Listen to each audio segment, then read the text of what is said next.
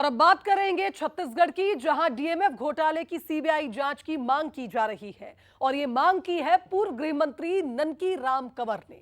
आपको बता दें कि उनका कहना है कि यहां जांच अच्छे से नहीं हो पाएगी। फ्लोरा, मैक्स और फाइनेंस कंपनियों को फायदा पहुंचाने का आरोप लगा है। कोरबा की कोल कंपनियों पर अनियमितता के आरोप लगे थे। डीएमएफ का ये घोटाला, जिसमें आप देखिए, अब पूर्व गृह मंत्री ने सीबीआई जांच की मांग की है।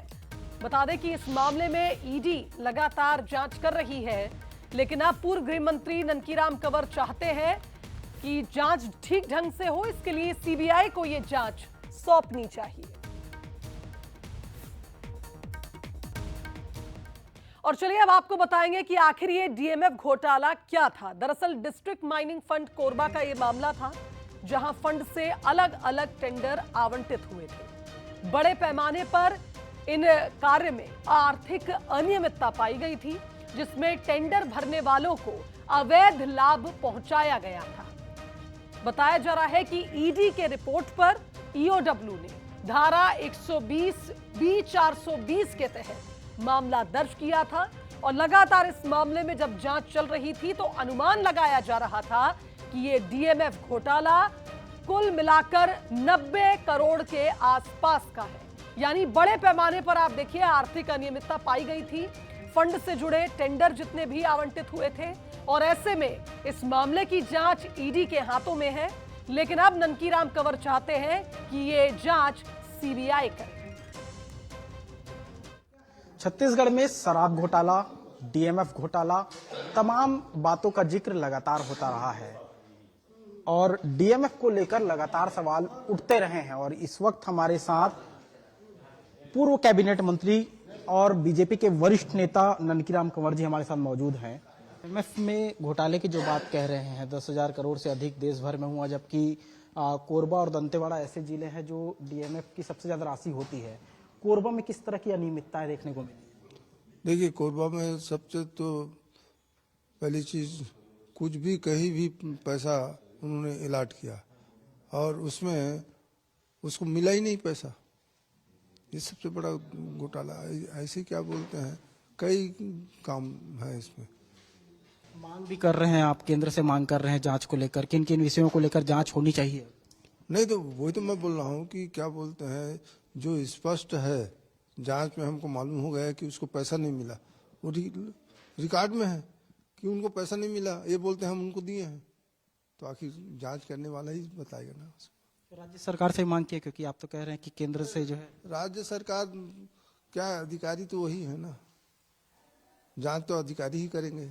देखिए ऐसा है, अधिकारी कहीं ना कहीं फंसेंगे तो अधिकारी फंसेंगे ना, कलेक्टर फंसेगा। हाँ, अभी जितने पहले जांच हुआ है उसमें कलेक्टर फंसा है ना। यहाँ के अधिकारी कलेक्टर को क्या बोलते हैं, दोषी मानेंगे क्या? अधिकारी नहीं, मिनिस्टर।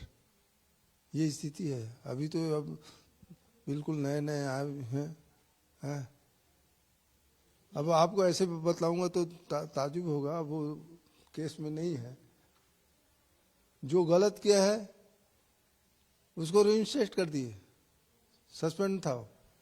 तो ऐसे ऐसे बोलने से अब ये है कि मैं अपने ही मिनिस्टर को गलत बोलूं, हाँ वहाँ से आ जाएगा, तब हो जाएगा हमारे यहाँ कितना जांच होता है, कितना सही काम कर रहे हैं। एक बात का जिक्र आपने इसमें किया है कि 25 करोड़ रुपए सीपेट को डीएमएफ फंड से दिया गया, सीपेट तक पहुंचा ही नहीं, गया कहाँ? नहीं, यही तो क्या बोलते हैं, ये जांच करेंगे क्या आप सोच रहे हैं? मैं सोच रहा हूँ कि ये जांच नहीं कर सकते, नहीं करेंगे भी, इसलिए क्या बोलते हैं हम वहां से जांच करा रहे हैं।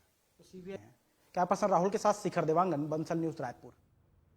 चलिए इस खबर पर हमारे साथ संवाददाता शिखर जुड़ रहे हैं, उनका रुख कर लेते हैं। शिखर, जिस तरह से देखिए ये घोटाला काफी ज्यादा चर्चाओं में रहा, और जिस तरह से ईडी इस मामले में जांच कर रही थी, 90 करोड़ के आसपास का ये मामला बताया जा रहा था। लेकिन अब खबर ये है कि ननकीराम कंवर चाहते हैं कि ईडी शायद सही ढंग से जांच नहीं कर पा रही, अच्छे से जांच नहीं हो पाएगी, जैसे आरोप वो लगा रहे थे। और इसी के चलते वो चाहते हैं कि अब ये जांच सीबीआई को सौंपी जाए, ताकि जल्द से जल्द इस पूरे घोटाले में तमाम खुलासे हो सके। देखिए, छत्तीसगढ़ में डीएमएफ घोटाले के साथ ही और कई मामले जो है ननकीराम कंवर उठाते हुए नजर आए थे। अब तक जो मामले उठाए गए हैं उन मामलों में केंद्रीय एजेंसियां लगातार जांच कर रही है और एक बार फिर से डीएमएफ का मामला ननकीराम कंवर उठा रहे हैं। वो इस बात का जिक्र कर रहे हैं कि जो डीएमएफ का पैसा है उसका बंदरबाट किया गया। जिस तरह से वो इस बात का जिक्र कर रहे थे उस पर भी अगर गौर किया जाए तो ईडी इस मामले में पूरी जांच कर रही है।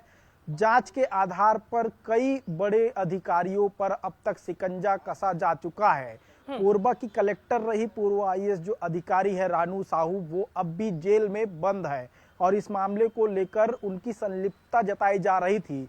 और जिस डीएमएफ के मामले की बात की जा रही है उसमें और भी कलेक्टरों के नामों का जिक्र पूर्व कैबिनेट मंत्री ननकीराम कंवर करते हुए नजर आ रहे हैं। वो इस बात का जिक्र कर रहे हैं कि सीबीआई जांच इस मामले की होनी चाहिए क्योंकि इसमें और भी कई ऐसी परतें हैं जो खुलनी चाहिए। जिसमें इस बात का जिक्र वो कर रहे हैं कि डीएमएफ की राशि करीब 25 करोड़ रुपए का जिक्र वो कर रहे हैं कि कोरबा से डीएमएफ की राशि सीपैट को भेजी गई, लेकिन सीपैट इस बात को इनकार कर रहा है कि उनके पास अब तक राशि नहीं पहुंची है। आखिर वो 25 करोड़ रुपए कहां गए, ये अभी बड़ा सवाल है और इस बात का जिक्र पूर्व कैबिनेट मंत्री ननकीराम कंवर कहते हुए नजर आ रहे हैं। इसके साथ ही अगर बात की जाए तो फ्लोरामैक्स कंपनी का भी जिक्र वो कर रहे हैं, जिसमें प्रदेश के अलग अलग जिलों में महिलाओं को फाइनेंस देने का काम किया गया।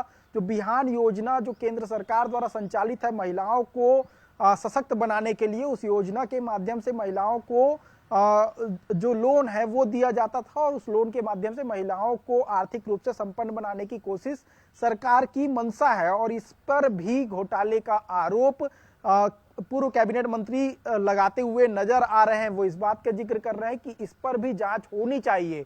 इसके अलावा अगर बात की जाए तो एसईसीएल से जो अधिग्रहित भूमि थी उन भूमि के विस्थापित लोगों को लेकर भी वो मांग उठा रहे हैं और इस बात का जिक्र वो इस बात लगातार कर रहे थे कि केंद्रीय मंत्रियों से मुलाकात भी की जा चुकी है। लेकिन जो मामले उठाए जा रहे हैं उस मामले में अभी ईडी की जांच हो रही है। इसके अलावा सीबीआई जांच की वो मांग कर रहे हैं। इसका मतलब ये बिल्कुल, लेकिन शिखर बात ये भी है कि ईडी ने भी कई बिंदुओं पर इस मामले में जब जांच की तो कई तरह के खुलासे ईडी ने पहले भी किए हैं इस मामले में और इसीलिए शायद थोड़ा समय और भी लग रहा है क्योंकि आप देखिए कई अलग अलग विभागों की संलिप्तता की खबर भी इससे पहले इस मामले में आई थी। अब देखना होगा, चूंकि ननकीराम कंवर का कहना है सीबीआई को जांच सौंपी जाए, क्या कुछ कार्रवाई आगे इस मामले में होती है। फिलहाल बहुत शुक्रिया आपका तमाम बातचीत के लिए। चलिए आगे